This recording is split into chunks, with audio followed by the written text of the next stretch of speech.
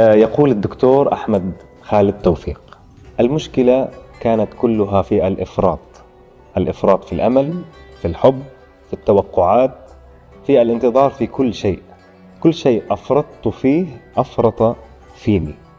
بماذا أفرطت عبير الصغير في حياتها بزيادة وقلب ضدها؟ أفرطت بالخجل. خجل؟ يعني بتعاملاتي مع الناس أفرطت بالخجل.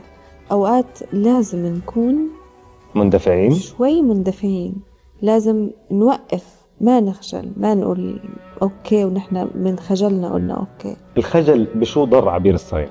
كتير ضرني بمواقف، إنه عملت كتير أشياء لناس بأول شهرتي، كتير انضريت من كمية الخجل اللي كانت عندي. كنت تجاملي بزيادة؟